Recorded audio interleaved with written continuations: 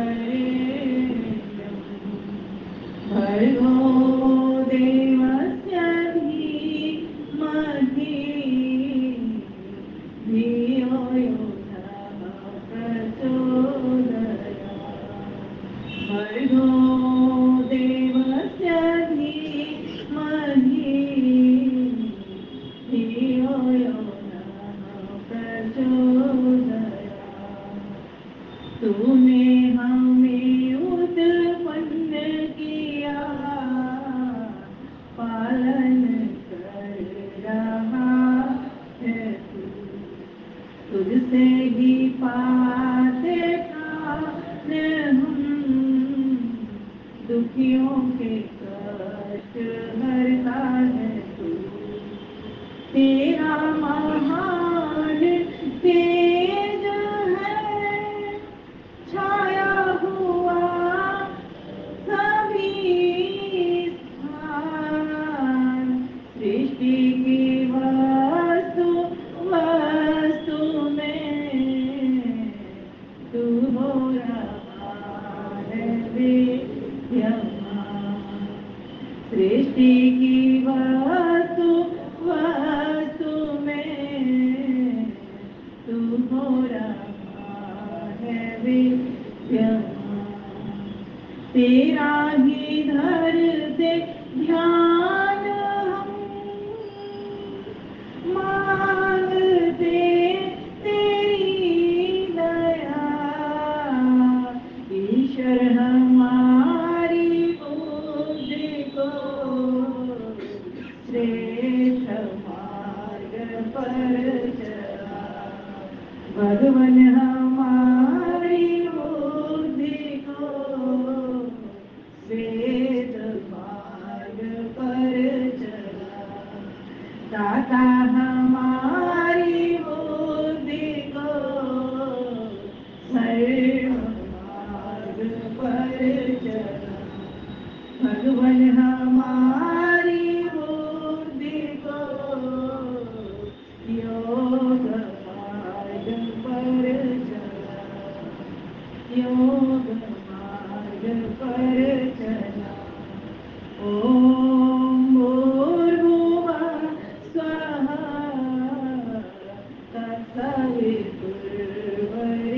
तत्सवितुर्वरेण्यम् ओम भूर्भुवः स्वः तत्सवितुर्वरेण्यम् भर्गो देवस्य धीमहि धियो यो नः प्रचोदयात् भर्गो देवस्य धीमहि धियो यो नः प्रचोदयात् धियो यो नः प्रचोदयात् धियो यो नः प्रचोदयात् ओम शांति शांति शांति गोविंदपुरी आर्य समाज में साप्ताहिक सत्संग के अंतर्गत समस्त आदरणीय आयोजक बंधु प्रधान जी मंत्री जी कोषाध्यक्ष जी एवं समस्त स्त्री आर्य समाज की बहनों प्रधाना जी मंत्री जी कोषाध्यक्ष जी एवं जितनी भी आई हुई समाज की स्वयं सदस्य भी हैं वरिष्ठ श्रेष्ठ ज्येष्ठ और साथ ही कहीं और से भी आए भाई बंधु मेरे सभी को मैं हार्दिक नमन वंदन करती हूँ और अपना विषय स्वयं ही ले लेती हूँ क्योंकि आपने तो कोई मुझे विषय दिया ही नहीं तो चूंकि अब श्रावण का पर्व चल रहा है ना और अभी आप लोग श्रावणी पूर्णिमा को भी मनाने के लिए श्रावणी उपासना को मनाने के लिए भी तैयार हैं चूंकि आयु के हिसाब से तो ऐसा लग रहा है कि कुछ जिस तरह के भाव भीतर उठे हैं आपके भजन के द्वारा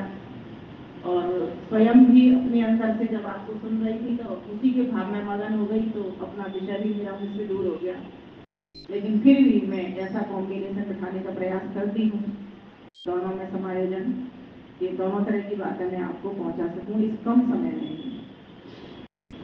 प्यारे भाइयों बहनों, हमारा देश ऋषि मुनियों का देश है, जिसमें हमें ऋषि मुनियों से वेदवाणी नित्य प्रति सुनने को मिला करती है। वो एक अलग बात है, हम नित्य प्रति वेदवाणी को सुन नहीं पा रहे हैं अपनी अविद्या के चलते। लेकिन आपने सुना होगा, नासा ने भी सिद्ध कर दिया कि ब्रह्मांड में एक ओम गूंज रहा है ना, उसकी प्रतिक्षण ध्वनि चल रही है। वो ओम कौन है जो गूंज रहा है, जिसके शब्द नहीं है लेकिन शब्द दे रहा है, वो कौन है वो ओम? तो उसी ओम की चर्चा भी भ्राता जी ने अभी की। तो अभी श्रावण मास चल रहा है ना, और हम सभी लोग इन श्रावण मास के जो पर्व हैं, कितने सारे पर्व निकल गए, देखो गुरु पूर्णिमा निकल गई है ना, सबसे प्रारंभ तो वहीं से हुआ, आषाढ़ की जो पूर्णिमा थी वहीं से प्रारंभ हो गया था। अभी तो रक्षाबंधन भी आएगा, एक हरियाली तीज भी आ गई है ना, हरियाली तीज, रक्षाबंधन, और एक श्रावणी उपाकर्म। श्रावणी उपाकर्म जब मास का एंड हो जाता है तो गुरुकुलों में नए नए यज्ञोपवीत बदलते हैं, गृहस्थी लोग भी नए नए यज्ञोपवीत बदलते हैं, जो हमारा जनेऊ है उसको बदलते हैं। वो क्या है? अर्थात जिस कर्म की तुमने शुरुआत की, जिसका संकल्प लिया, अब उसको पूर्णता की ओर जा रहा है। पूरे श्रावण मास आपने देखा होगा, कहीं पे कोई यज्ञ करा रहा है, कहीं कोई वेद कथा चल रही है, तो कोई कहीं भागवत कथा ही करा रहा है, कराने पर ही सभी लगे हुए हैं। क्योंकि हम आर्य समाज के अंतर्गत हैं, आर्य जन है, नित्य प्रति यज्ञ में आते हैं, नित्य प्रति वेदवाणी को सुनते हैं, नित्य प्रति अभी भ्राता जी ने सत्यार्थ प्रकाश सुनाया, इसको सुनते हैं, अभी बेटी ने हमारी ने स्वामी दयानंद सरस्वती के दृष्टांत भी दिए, इनको भी हम सुनते हैं। तो इनसे हमारा एक बुद्धि का स्तर बढ़ता है और हमें सही और गलत की दिशा भी पता चलती है। जब हमें सही क्या गलत क्या इसकी दिशा जब हमें पता चलती है तो हम सही प्रकार से उस दिशा का चुनाव करके अपनी दिशा को अच्छी कर लेते हैं, हमारे हालात अच्छे हो जाते हैं। तो ये हमारा सौभाग्य, और मैं तो कहूँगी सौभाग्य नहीं, परम सौभाग्य।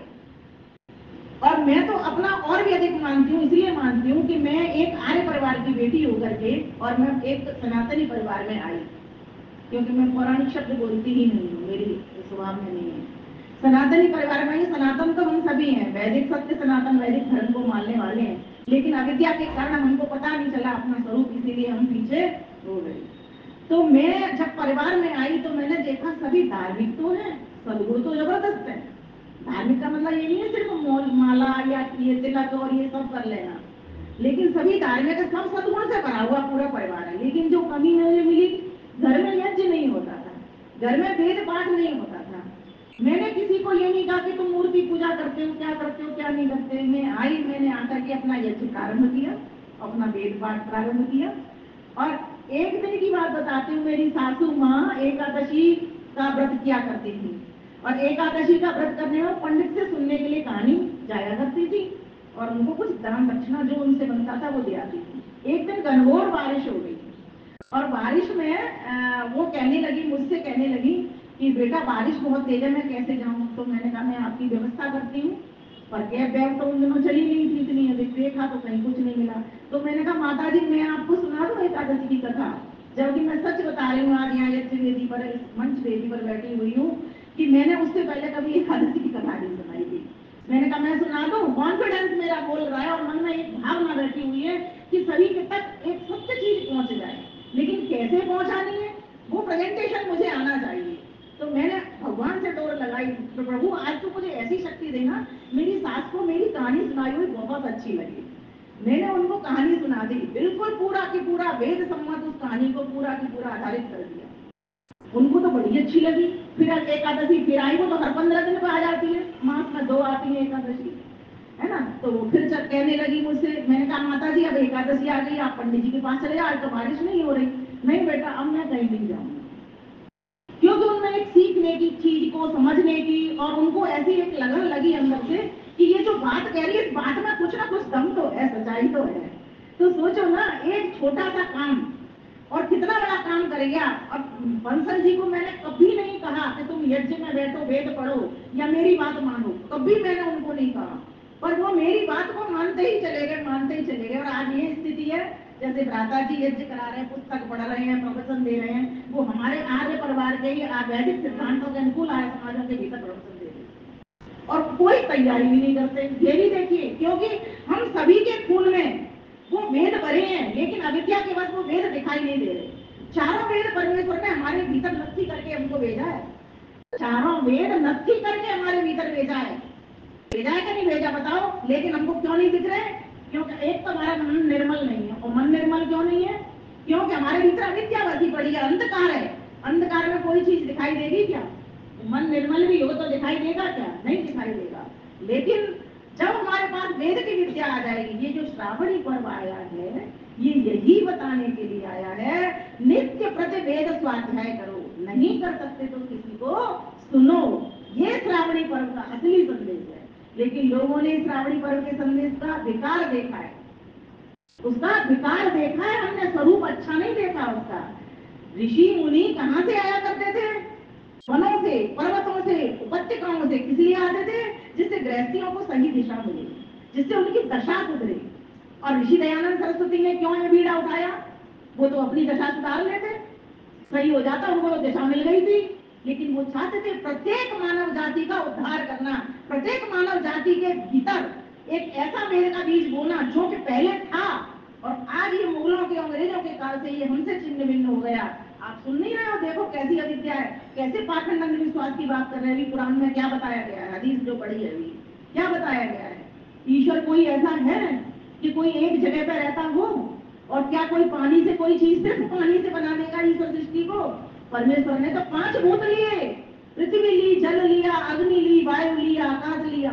ये 5 भूतों से संसार की, और 5 भूत तो ये तो बहुत बाद का विकार है ईश्वर द्वारा बनाया हुआ प्रकृति से। पहले तो एक प्रकृति ही थी। तो जब हमको ये सत्य सिद्धांत पता चल जाएगा ना, वेद का सिद्धांत मिल जाएगा, तो हम स्वयं भी प्रसन्न होंगे। हम ये सब प्रसन्नता के लिए कर रहे हैं, हम सभी प्रसन्न होंगे। और ये सही ज्ञान अगर हमने बाहर अपनी अच्छी शैली के द्वारा पहुंचा दिया तो उन लोगों का भी जीवन सुखी हो जाएगा। जब मेरा पड़ोसी सुखी तो बताओ दुख किस बात का मुझे होगा। लेकिन आज तो और समस्या उल्टी हो गई है, पड़ोसी को कोई नहीं चाहता सुखी होना। लेकिन ध्यान देना, अगर पड़ोसी के घर में कोई कुछ ऐसी वारदात घट जाती है तो अगला नंबर तुम्हारा ही आने वाला है। इसलिए ये श्रावणी पर्व का संदेश देने के लिए आया है कि तुम सिर्फ अपने लिए ही नहीं आए हो इस संसार में, संसार का भला करने के लिए आए हो। और ये कौन सिखाता है हमको? ये वेद सिखाता है, ये वेद की वाणी हमको सिखाती है। तो ईश्वर के सच्चे स्वरूप को जानो। कितना सुंदर भजन गाया गया अभी। ओम, कौन है ओम? कोई उसको शिव कहे, कोई उसको विष्णु कहे, कोई उसको महेश कहे, कोई प्रभाव नहीं पड़ता उस पर, क्योंकि उसके नाम है। क्यों? क्योंकि उसके अनंत गुण, बोलो अनंत गुण, अनंत कर्म, अनंत स्वभाव है। आप किसी भी नाम से उसको भजिए वो मिल जाएगा। लेकिन उसका अपना सिग्नेचर का जो नाम है ना, जिस पर ठप्पा लगाते हैं, मोहर लगाते हैं। मुझे कुछ लोग कुछ भी कहते हैं, कोई अलग अलग नामों से, लेकिन मैंने नाम की जो साइन किया है विमलेश, सीधा लिखा है। बहुत सारे लोग मुझे विमल कहते हैं, बहुत सारे विमल वैद्य ही कहते हैं मुझे, बहुत से सीधे आचार्य जी कह देते हैं, कुछ ताई कह देते हैं, कुछ हम रिश्तों के हिसाब से भी कहे जाते हैं। ऐसे ही ईश्वर के भी बहुत सारे नाम हैं, लेकिन उसका मुख्य अपना और प्रिय नाम ओम है। तो श्रावण मास में जो आप देखोगे, मेरे अंदर से एक प्रश्न आ रहा है अभी आपके लिए कि शिव की महिमा गान क्यों? जब ईश्वर का नाम ओम है तो शिव की महिमा गान क्यों? इसीलिए शिव का अर्थ होता है, शिव धातु से शिव शब्द सिद्ध होता है, व्याकरण के जानकार जानते हैं। इसका अर्थ होता है कल्याण करने वाला। तो परमेश्वर हमारा कैसा करता है? कल्याण करता है। अब कैसे करता है कल्याण? ये शिव शब्द तो नहीं बताएगा, शिव ने तो बता दिया कल्याण करना। परमेश्वर से हमने कहा हे प्रभु तो आप शिव हो, ठीक, लेकिन कैसे कल्याण करता है ये तो नहीं आया इस नाम के भीतर। तो कहा कि ओम, ओम बन करके कल्याण करता है, ओम ही उसका मुख्य नाम है। अब देखिए कल्याण सुनाती हूँ आज आपको, चलिए बात पर। ओम शब्द में कितने अक्षर है बोलो, कौन बताएगा? अब ये भी अब देखो प्राइमरी में आ गई, मैंने स्तर बदल दिया अपना। अ उ मिल करके ओ बनता है, क्या? अ उ मिल करके ओ बनता है। और उसके बाद में 3 की संख्या होती है, ई नहीं होती वो, उ नहीं होता वो, 3 ऐसे 3 लिखते हैं ना हिंदी में, ऐसे 3 की संख्या होती है। उसको कहते हैं प्लुत स्वर। क्या कहते हैं? प्लुत स्वर। तो प्लुत स्वर के बाद फिर म में भी नीचे हलंत लगा हुआ है, वो आधा अक्षर बोला जाता है। इसलिए आप बोलते हो ना, जो प्लुत स्वर है वो क्या है? वो गति देता है। ओ, जैसे 3 की गति क्या हुई, 1 की गति क्या हुई, ओम। 2 की गति क्या हुई, ओम। 3 की गति क्या हुई, ओम। अब सबको स्पष्ट हो गया ये? सबको स्पष्ट हो गया? हो गया ना? ओम में कितने अक्षर हैं? 3। आ ओ मिलकर के ओ हो गया, 2 अक्षर ओ में हो गए। उसके बाद में 3 की गति देने के लिए वो प्लुत स्वर लगा हुआ है, आप बोलो ओ। फिर माँ, आधा माँ, और माँ आधा होने से पूरा नहीं बोला जाएगा क्योंकि अस्वर नहीं है उसमें, तो व्यंजन है वो माँ, तो कैसे बोला जाएगा? ओ,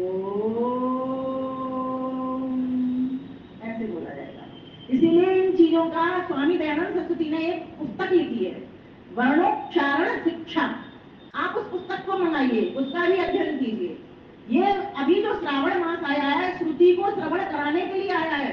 श्रुति अर्थात जिसको सुनते सुनाते चले आ रहे हैं, ये अभी सुन रहे हैं, ऐसे ऋषियों के काल से चला आ रहा है। क्योंकि 4 ऋषियों के हृदय में परमात्मा ने वेद का ज्ञान दिया। कौन कौन से? अग्नि, वायु, क्या, आदित्य और अंगिरा, 4 ऋषियों को दिया। उन 4 ऋषियों ने फिर किसको सुनाया? वो चारों वेदों को एक एक लेकर के ब्रह्मा को सुनाया। ब्रह्मा ने चारों वेदों को भरा, और फिर ब्रह्मा का काम क्या था? धीरे धीरे अपनी संतति को उनके द्वारा फिर एक ने सुनते सुनाते परंपरा से वेदों का नाम ही श्रुति बन गया। तो श्रावण मास के भीतर इस वेद का अध्ययन कितने लोग कर रहे हैं? मात्र सिर्फ आर्य समाजों के भीतर। और आर्य समाज में भी मैं अगर आपसे पूछूं तो कोई एक ही बंदा ऐसा निकलेगा जो श्रुति का श्रवण कर रहा है नित्य प्रति। मैं कर रही हूँ, मैं अपना तो कह सकती हूँ, एक दो दूसरा हाथ आ गया।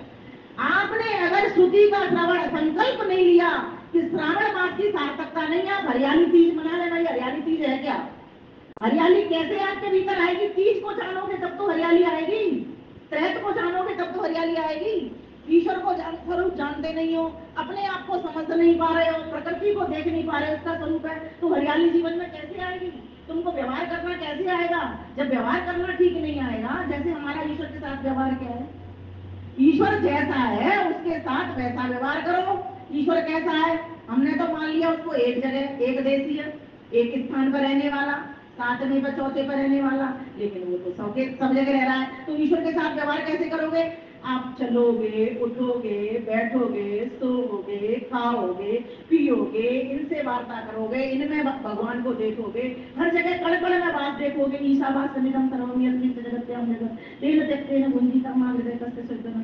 अगर इस भावना को ईश्वर के साथ में रख दोगे कि परमेश्वर तो सब जगह पे रहता है, इसलिए तो त्याग पूर्वक भोग कर खिला करके खाना, पहना करके पहनना, किसी को वेद पढ़ा करके पढ़ना, किसी के भले के लिए उपकार करके विचरण करना, ये श्रावण मास तुम्हें बताने के लिए आया है। तो ईश्वर के साथ ये व्यवहार हो गया कि हर जगह देखो, क्योंकि देखो मेरे साथ 3 चीजें बोलिए। ईश्वर की न तो काल से दूरी, काल कहता समय से, ईश्वर की समय से दूरी नहीं है, वर्तमान में भी है, भूतकाल में भी था और भविष्य काल में भी रहेगा। इसलिए परमेश्वर की काल से दूरी नहीं है, न स्थान से दूरी। गोविंदपुरी आर्य समाज में भी है, हमारे संत नगर के आर्य समाज में भी है, कालका जी के आर्य समाज में भी है, लाजपत नगर के आर्य समाज में भी है, अमर कॉलोनी के आर्य समाज में भी है, और पूरी दिल्ली के आर्य समाज में भी है, पूरे भारत के आर्य समाज में भी है, और पूरे विश्व के आर्य समाज में भी है। समझ गए?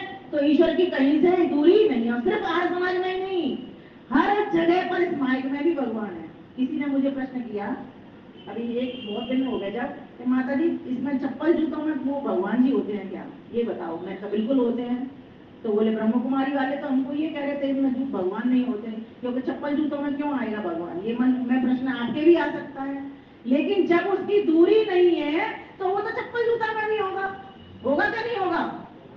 बोलो माता जी, होगा कि नहीं होगा? होगा ना।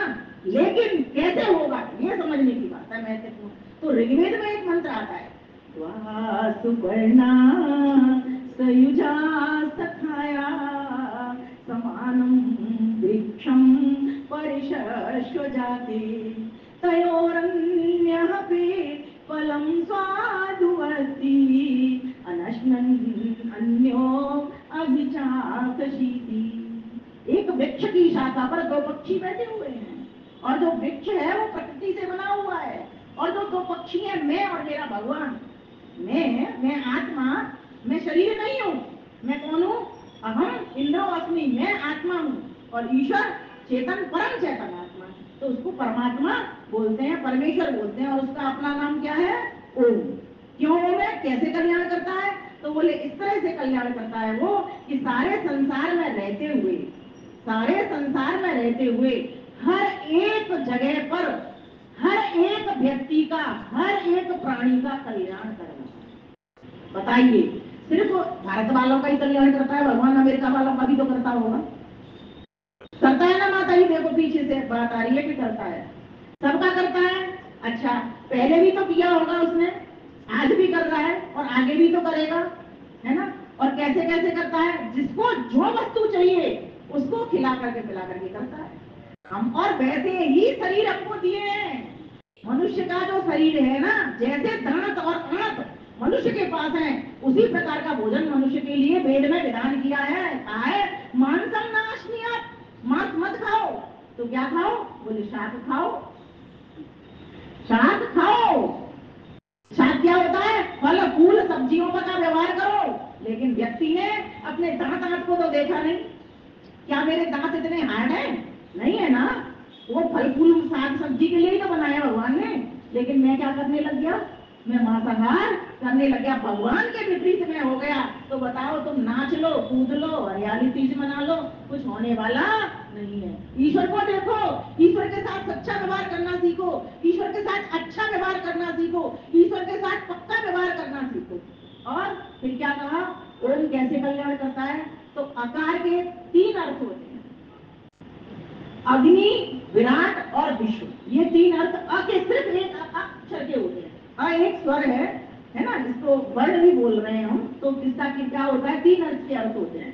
तो अ करके अर्थात वो परमेश्वर कैसे रक्षा करता है? अग्नि बन करके रक्षा कर रहा है। अग्नि बन के रक्षा कैसे कर रहा है? जैसे अब आप लोग सब बैठे हुए हैं, आपके भीतर अग्नि है क्या? नहीं बोलो। अगर अग्नि निकल जाएगी तो क्या कहेंगे? ले चलो, ले चलो, राम राम, ओम नाम, यही तो बोलते हैं। तो इसका मतलब भगवान हमें अग्नि अगर नहीं देता भीतर तो हमारी रक्षा होती क्या? नहीं होती ना। तो परमेश्वर कैसे कल्याण कर रहा है? अग्नि बन करके रक्षा कर रहा है। अग्नि बन करके जो हवाई जहाज चल रहे हैं, समुद्री जहाज चल रहे हैं, उनमें अग्नि है क्या? नहीं, सब में विद्युत है ना। और ये जो बादल बरस रहे हैं, वहां विद्युत देखिए आपने कैसी है। और ये क्या है? ये अग्नि नहीं है क्या? ये अग्नि बन करके कल्याण नहीं हुआ हो रहा है क्या? परमेश्वर ने ये जो अग्नि बनाई है हमारे कल्याण के लिए बनाई है। इसलिए परमेश्वर का एक नाम अग्नि है। ये अक्षर के भीतर आ गया। ये जब तक हमको बात नहीं पकड़ में आ जाएगी तब तक हमें कुछ आगे बढ़ेंगे ही नहीं। तो इसलिए इस बात को पकड़ करके रखिए कि अ के भीतर अग्नि है। अ के भीतर बोलो विराट है। विराट का अर्थ होता है जो पूरे संसार को विविधता से बनाता है और बहुत सारा बनाता है। जैसे फूल, फल, पत्तियां, सबके अलग अलग रूप, सबके अलग अलग रंग, सबकी अलग अलग आकार प्रकार, सबकी अलग अलग बनावट। ये सारा संसार किसने बनाया है? ईश्वर ने ही तो बनाया है। यही तो बोलते हैं। तो परमेश्वर कैसे बना रहा है? इसको विविध तरीके से बना रहा है, विविध ढंग से बना रहा है। ये तो मैं आपको एक ओम का ये बता रही हूँ जिससे आपको पता लग जाए कि वास्तव में ईश्वर का नाम जो भजने योग्य नाम है। शिव से कर सकते हैं ओम नमः शिवाय, ओम नमः शिवाय, क्योंकि कल्याण करने वाला प्रभु मेरा कल्याण करिए। आप कल्याण करते हो, कल्याण कीजिए। हम वेद में मंत्र भी बोलते हैं, ओम नमः शंभवाय च, मयो भवाय च, नमः शिवाय च, शिवतराय च, है ना, बोलते हैं ना, मयो भवाय च, महेश्वराय च, ये सारे मंत्र बोलते हैं। तो जब हम संध्या में इस मंत्र को बोलते हैं तो फिर हम इसको क्यों नहीं करें? शिव की भी कर सकते हैं। लेकिन आपको अधिक लाभ कहाँ मिलेगा बताइए? हम लोगों को डिस्काउंट की सेल मिल जाए तो हम कहाँ जाएंगे? बात करके डिस्काउंट वाले पे जाएंगे, बिना डिस्काउंट वाले पे जाएंगे? डिस्काउंट वाला कहेंगे 50% सेल मिल रही है। बताओ, बस मैं सच बता रही हूँ, माइक छोड़ के भाग जाऊंगी। ये स्थिति आज हमारी। लेकिन उसको देख तो लो कितनी वो ठीक है। तो कहा कि अ के भीतर अ ओ, तो वो तो बाद का अक्षर है, लेकिन अ के भीतर भी अग्नि, विराट और विश्व। विश्व इसका अर्थ होता है जिसमें हम रहते हैं और जो हम में रहता है। विश्व का अर्थ क्या होता है? जिसमें हम रहते हैं और जो हम में रहता है, अर्थात जिसने हमको धारण किया है। मीन्स परमात्मा इतना सूक्ष्मतम है, इतना सूक्ष्मतम कण है कि उसके भीतर हम सारे जीव जंतु पड़े हुए हैं, लेकिन वो हमारे सूक्ष्मता के कारण हमारे भीतर भी वो पड़ा हुआ है। हर आत्मा के भीतर भी वो है, हर आत्मा के भीतर भी वो है, और हर आत्मा परमात्मा के भीतर भी है। मैंने आपको पिछली बार बताया था ना, एक बाल्टी जल की भरी हुई है, उसमें एक खाली लोटा डाल देना, मैं खाली आत्मा उसमें डाल देना, वो कैसा होगा? बना हुआ है। तो परमेश्वर को ऐसे अनुभव करो कि मैं परमात्मा हूँ, परमात्मा मुझ में है। मुझमें और उसमें कोई वो दूरी नहीं है। हर जगह पर, हर स्थान से, हर काल से मैं प्राप्त कर सकता हूँ। कई लोग कहते हैं जी मुझे फुर्सत ही नहीं मिलती, कभी मुझे इधर जाना पड़ता है, उधर जाना पड़ता है। अरे तुम जहाँ जा रहे हो वही परमात्मा से जुड़ करके चले जाओ ना, तुम्हारा काम सफलता से हो जाएगा पूरी तरीके से। ये है सच्चा शिव, यहाँ से कल्याण होगा आपका। कैसे कल्याण होगा? ये ओम अक्षर, जो ओम वर्ण है, ये आपको कल्याण करवाएगा। तो फिर क्या कहा? विश्व के बाद में ऊ, एक अक्षर ऊ भी जुड़ा है, अ के साथ में ऊ। इसके भी तीन अर्थ हैं। इसके तीन अर्थ कौन से हैं? हिरण्यगर्भ, वायु और तेजस, ये तीन इसके अर्थ हैं। हिरण्यगर्भ का अर्थ तो क्या होता है? हिरण्यगर्भ का मतलब जैसे जितने भी संसार के पदार्थ हैं वे सब परमेश्वर के गर्भ के भीतर पड़े हुए हैं। जैसे माँ के गर्भ के भीतर बच्चा रहता है, तो माँ के भीतर गर्भ में जब तक बच्चा रहता है तो उसकी रक्षा करती है ना, उसका कल्याण करती है ना, देती है ना उसको पोषण पूरा पूरा, और वो पोषण अच्छा पोषण देती है। तो परमेश्वर के प्रति ऐसे भक्ति पैदा कीजिए, हे परमेश्वर, हे शिव परमेश्वर, हे ओम परमेश्वर, हे कल्याण करने वाले परमेश्वर, हे सबकी रक्षा करने वाले परमेश्वर, मैं भी आपके भीतर हूँ और आप भी मेरे भीतर हो, और ऐसे रक्षा कर रहे हो जैसे माँ अपने बालक की रक्षा करती है। तो सारा संसार उसके भीतर पड़ा है। मछली की रक्षा कैसे कर रहा है? देखो, जल में पड़ी हुई है, वो कभी पृथ्वी पे आती है, पृथ्वी पे आएगी तो मर जाएगी। हर एक प्राणी को, हर एक जीव जंतु को परमेश्वर ने वैसे ही शरीर दी, वैसे ही व्यवस्था दी, और ये आज की व्यवस्था नहीं है। जब से सृष्टि बनाता है और जब तक बनी रहेगी तब तक हमेशा ये सृष्टि कैसी है? अनादि है, हमेशा चलने वाली है। कभी जन्मेगी, कभी प्रलय होगी, फिर जन्मेगी, फिर प्रलय होगी, फिर जन्मेगी, फिर प्रलय होगी, जिसका कोई आदि है न अंत है। तो ऐसे परमेश्वर ने हमारे लिए, हम जीवों के कल्याण के लिए, हम जीवों को शिवत्व से भरने के लिए ये सारे संसार को रचा है। तो अब श्रावण पर्व आ रहा है, इसमें क्या करेंगे? हम ईश्वर की भक्ति इसी तरह से करेंगे, ईश्वर को अनुभव करेंगे चारों ओर। ये है जल चढ़ाना। ये क्या है? ज्ञान का जल चढ़ाना। आपको एक और बताती हूँ बात। जल को आप ऐसे यूं करके चढ़ाइए किसी चीज पर, तो जल चढ़ जाएगा। कि चढ़ने का मतलब तो ऊपर जाना होता है, ये तो नीचे उतर गया। नीचे उतर गया ना आपने, मैंने अगर यहाँ पर एक पानी गिलास डाल दिया, ठीक है, तो ये पानी कहाँ जाएगा? नीचे चला जाएगा, रह जाएगा, क्योंकि जो वस्तु जहाँ से आती है वही चली जाती है ना। लेकिन चढ़ेगा नहीं, चढ़ेगा कैसे? टुल्लू पंप लगा के निकल चढ़ेगा। तो ज्ञान का जल के लिए क्या करेंगे हम? हमें बस इतनी सी बात पकड़नी है, हमें और नहीं चक्कर में पड़ना कौन क्या कर रहा है, मैं क्या करूं और मैं कैसे आगे अपनी बात को पहुंचाऊं, मेरा प्रेजेंटेशन क्या हो, मुझे ये करना है। मैं ज्ञान का जल चढ़ाऊं, और मेरा ज्ञान का जल ऊर्ध्व गति को कैसे प्राप्त करेगा? जब मैं उस वस्तु के सही स्वरूप को समझ लूंगी। जब तक वस्तु के सही स्वरूप को नहीं समझूंगी तब तक ज्ञान का जल चढ़ाएगी। तो कहा वो कहा हिरण्य गर्भ की तरह रक्षा करता। इसलिए परमेश्वर का एक नाम हिरण्य गर्भ भी है। आपने ये नाम कभी नहीं सुना होगा, जो वेद पाठी है बस वही जानते हैं परमेश्वर का नाम हिरण्य गर्भ है। आप बोलते लेकिन डेली हो, ओम हिरण्य गर्भ समवर्त ताग्रे भूतस्य जातः पति एक आसीत। एक ही पति था, ये मैं तो नहीं कह रही, ईश्वर ने कहा है अपनी वेदवाणी में कहा है।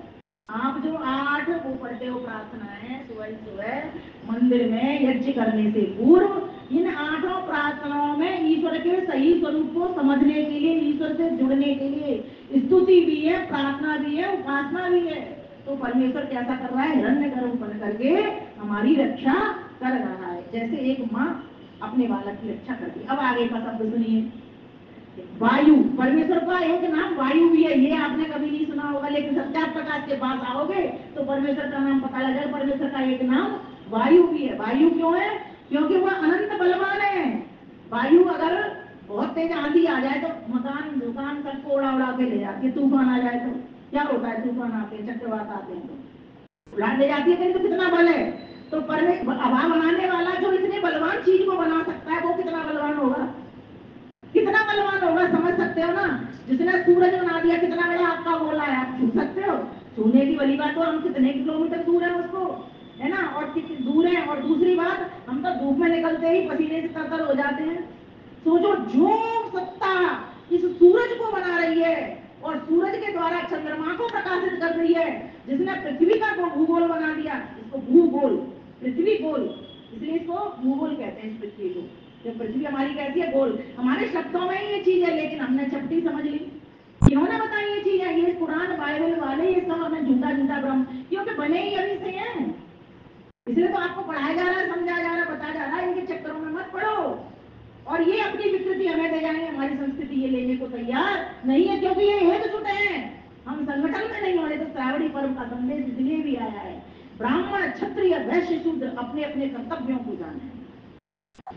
ब्राह्मण का क्या कर्तव्य है? ब्राह्मण समाज को क्या देता है? मति देता है। क्षत्रिय, मति मतलब बुद्धि देता है। क्षत्रिय समाज को क्या देता है? बोलो, कृति देता है, रक्षा करता है। और वैश्य समाज को क्या देता है? स्थिति देता है, सुधारता है। और शूद्र समाज को क्या देता है? शूद्र का था सेवक, सेवक समाज को जो सेवा करता है, अच्छा व्यक्ति होता है वो सबसे बड़ा होता है। बिना सेवा के कोई काम नहीं होगा। ये माँ क्रिश्चियन नहीं लगे मैं बोल नहीं पाऊंगी, ये दरी पट्टी नहीं नीचे मैं बोल नहीं पाऊंगी।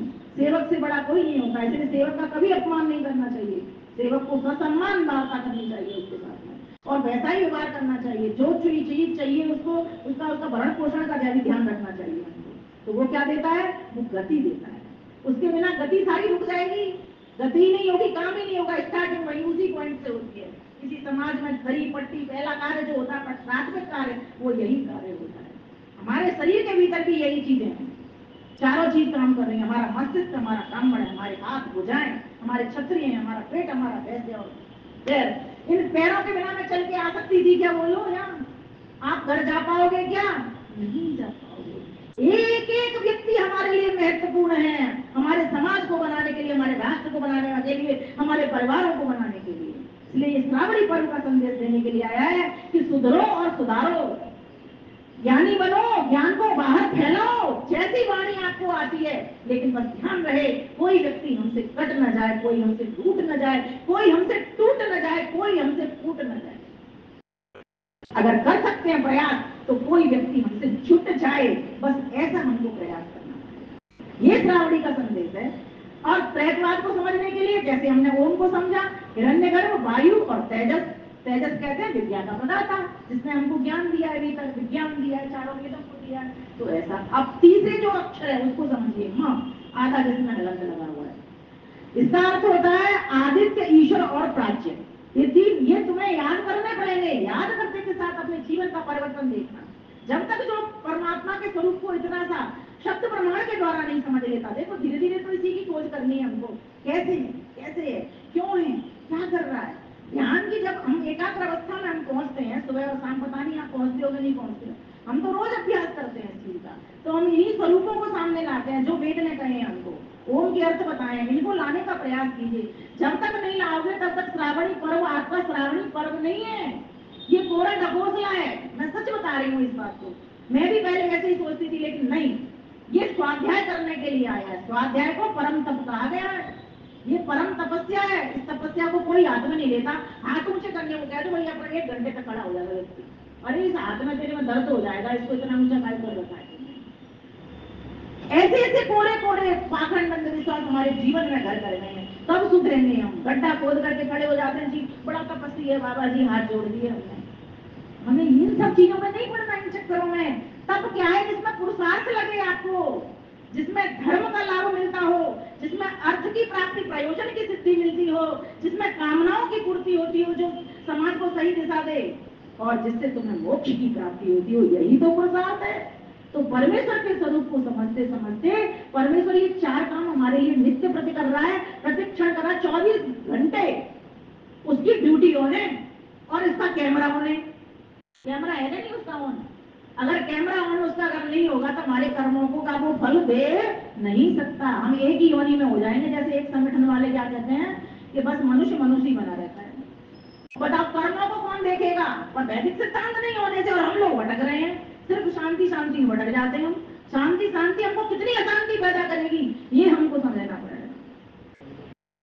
और हमारी थोड़े दिन की मेहनत, थोड़े दिन की तपश्चर्या हमारे कितने शांति देगी।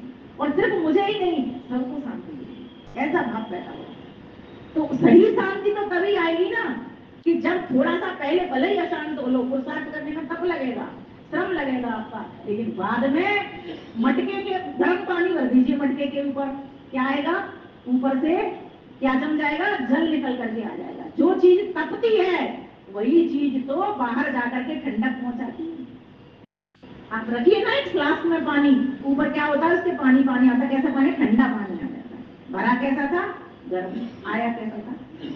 तो कुछ दिन की गर्मी आपको जरूर लगेगी, लेकिन ध्यान रखना वो गर्मी आपको ठंडक पहुंचाएगी। ये है श्रावणी का। फिर कहा विश्व आदित्य, परमेश्वर को आदित्य इसलिए नहीं कहते हैं कि उसका जन्म मरण नहीं होता। हम लोगों ने तो जन्म मरण वाला परमेश्वर मान रखा है कि जन्म भी हो रहा है, मृत्यु भी है, किसी की गोद में भी खेल रहा है और किसी राक्षस को भी मार रहा है। हमारी स्थिति तो वहां तक पहुंची, लेकिन हमें क्या करना होगा? सही स्वरूप, उसका कोई जन्म होगा मरण होगा तब तो मेरे जैसा हो गया ना वो, फिर मैं मर जाऊंगी, फिर पता नहीं जैसे फिर इसी तरह से कर्म करूंगी, है ना, यही सब चलता रहेगा, दुख आते रहेंगे सुख आते रहेंगे, इसी बंधन से कभी नहीं छूटूंगी। लेकिन परमेश्वर तो बंधन से छूटा हुआ है। कैसा है वो? बोलो मेरे साथ, बुद्ध है, मुक्त है, शुद्ध है। परमेश्वर शुद्ध है, बुद्ध है और मुक्त है। अब हम लोग आत्मा जो है अंदर से तो शुद्ध है, आत्मा स्वरूप से तो शुद्ध है, और थोड़ा थोड़ा ज्ञान भी रखती है, अधिक नहीं रखती। किसी के संपर्क से वो ज्ञान भी करती है, ईश्वर के संपर्क से भी और मनुष्यों के संपर्क से भी, या जीव जंतुओं किसी से भी कुछ ना कुछ ज्ञान लेती रहती है, क्योंकि उसका ज्ञान पूरा नहीं है। जीवात्मा का ज्ञान पूरा नहीं होने से वो किसी से ज्ञान लेती है, और ज्ञान लेगी तभी तो आनंद आएगा उसको। अज्ञान में तो क्या है? ठोकर है। बोलो अंधेरे में, बोलो अंधेरे में ठोकर है, प्रकाश में ठाकुर है। बोलो है कि नहीं? आप अंधेरे में चलते हो, ठोकर लगने का है बना रहता है, लेकिन जैसे ही आपको वेद की लाइट आ जाती है, पावर का बल्ब मिल जाता है, तो क्या है? प्रकाश ही प्रकाश चारों। अब किसी से भय लगेगा ही नहीं। क्यों नहीं लगेगा? तो उसको सच्चा स्वरूप पता चल गया, मैं तो आत्मा हूँ। भय किसका लग रहा है? हमको शरीर का ही तो लग रहा है, हमको धन का ही तो लग रहा है, हमको संपत्ति का ही तो लग रहा है। क्यों लग रहा है? क्योंकि हमको मोह हो गया है उन सब चीजों से, है ना, मोह कर बैठे हैं। राग आ गया, मोह के कारण राग आ गया, क्या राग के कारण और द्वेष आ गया, राग का पाप और द्वेष संसार में चलता है। जिन वस्तुओं से हमको सुख मिलता है, उन वस्तुओं से हमको दुख भी तो मिलता है। पति ने भाई आज तो बड़ा प्यार किया तो बड़ा सुख मिल गया, और फिर रात को झगड़ा कर दिया तो बड़ा दुख मिल गया।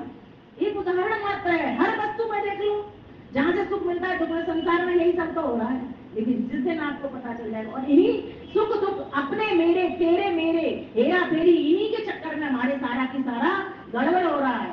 हम अंधेरे में ही अंधेरे में रहते हैं यार, बता, जन्म मरण के चक्कर में भवबंधन में ही हम पड़ते रहते हैं। इसीलिए हमें निकलने के लिए निष्पक्ष, जैसे यहाँ पर ये परिश्रम इन्होंने क्यों किया? ये तो घर पर पड़े लेते आराम से, इसलिए किया कि आप सब लोग भी अपने घर पर भी पाठ करें, यहाँ सुन करके जाएं, थोड़ा सा चिंतन करें। देखो आपने श्रवण किया, श्रावण संदेश ये भी देता है। आपने अभी क्या किया? श्रवण किया, सुना, श्रवण मतलब सुना। फिर उसके बाद क्या करते हैं? सोचते हैं, मनन करते हैं मन से, तो उसको मनन किया। फिर उसके बाद में क्या करते हैं? उस ज्ञान को पक्का भी करते हैं। उन्होंने ये बात ऐसे कही थी, उस ज्ञान को पक्का करते हैं, उसको कहते हैं निधिध्यासन। बोलो मेरे साथ, निधिध्यासन, निधिध्यासन। और उसके बाद क्या होता है? जब आपने पक्का कर लिया, हाँ ये बात जो मैंने सुनी थी और मैंने सोचा, थोड़ा सा दिमाग लगाया, बुद्धि पर जोर लगाया, तो वास्तव में ये बात उन्होंने सही कही थी। ये काम करना पड़ेगा आपको। आप अपना देखना कैसे चेंज होता है आपके भीतर। चेंज लाएंगे तो चेंज होगा ना। हम चेंज लाना ही नहीं चाहते, यहाँ सुना बाहर जाकर के भूल गए। क्यों भूल गए? कोई चीज याद भी तभी होती है, अभ्यास से होती है। करत करत अभ्यास से जड़ मत हो सुजान। इसलिए फिर उसके बाद में साक्षात्कार, आपको वस्तु का स्वरूप प्रकट हो जाएगा। ठीक इसी प्रकार से आपने ईश्वर के बारे में आज सुना मुझसे, सुन करके आप इसको मनन करना कि हाँ अग्नि बन करके रक्षा कैसे कर रहा है, सोचना।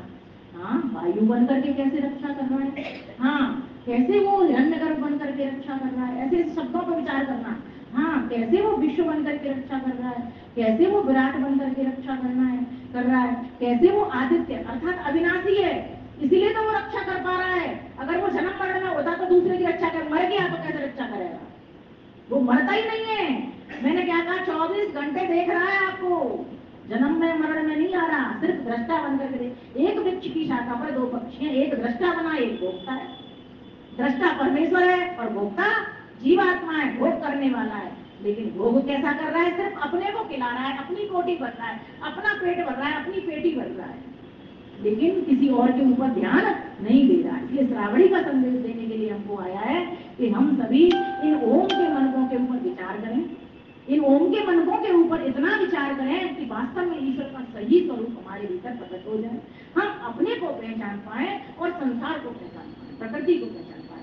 जब तक इन तीनों के स्वरूप को नहीं समझेंगे, इनसे व्यवहार करना नहीं आएगा, तब तक हमारी हरियाली तीज सार्थक नहीं होगी। तीज मतलब तीन, याद करके रखो इस चीज को किसी को बताने के लिए। तीज मतलब तीन, तीन मतलब त्रैतवाद को समझना बहुत जरूरी है हमारे जीवन में। ये वेद का ज्ञान है, ये ऋषियों ने हमको इसका अर्थ करके बताया। महर्षि दयानंद ने इस बात पर बहुत काम किया, इतनी सारी पुस्तकें लिखने के लिए उन्होंने वेद को ही प्रतिष्ठित करने, वेद को ही आधार बनाने के लिए, वेद द्वारा ही हमें दिशा देने के लिए इतना उन्होंने पुरुषार्थ किया। इसलिए आज आप बोलेंगे महर्षि देव दयानंद सरस्वती की जय, आर्यों की जय, आर्य समाज की जय, आर्यावर्त की जय। आप सभी का बहुत बहुत धन्यवाद। लेकिन मैं गीत तो सुनाया नहीं आपको, समय खत्म हो गया अपना, 2 लाइन सुनाती हूँ। श्रावणी पर्व त्योहार मनाने आया है, श्रावणी पर्व त्योहार मनाने आया है, जगमग कर लो संसार जगाने आया है, जगमग कर लो संसार जगाने आया है। घर घर जाकर अलख जगाए, घर घर जाकर अलख जगाए, वेद मार्ग सबको बतलाए, वेद मार्ग सबको बतलाए, ऋषि बन कर करे प्रचार जगाने आया है, ऋषि बन कर करे प्रचार जगाने आया है, श्रावणी पर्व त्योहार मनाने आया है, जगमग कर लो संसार बताने आया है। वेद की वाणी प्रभु की वाणी, वेद की वाणी प्रभु की वाणी, कर गए चल कर जानी ध्यानी, कर गए चल कर जानी ध्यानी, तुम भी कर लो भव पार बताने आया है, तुम भी कर लो भव पार बताने आया है, श्रावणी पर्व त्योहार मनाने आया है, जगमग कर लो संसार जगाने आया। तज कर शव शिव को अपनाए, तज कर शव शिव को अपनाए, सकल विश्व को आर्य बनाए, सकल विश्व को आर्य बनाए, तू जो सच्चा करतार बताने आया है, तू जो सच्चा करतार बताने आया है, श्रावणी पर्व त्योहार बताने आया है, जगमग कर दो संसार जगाने आया है।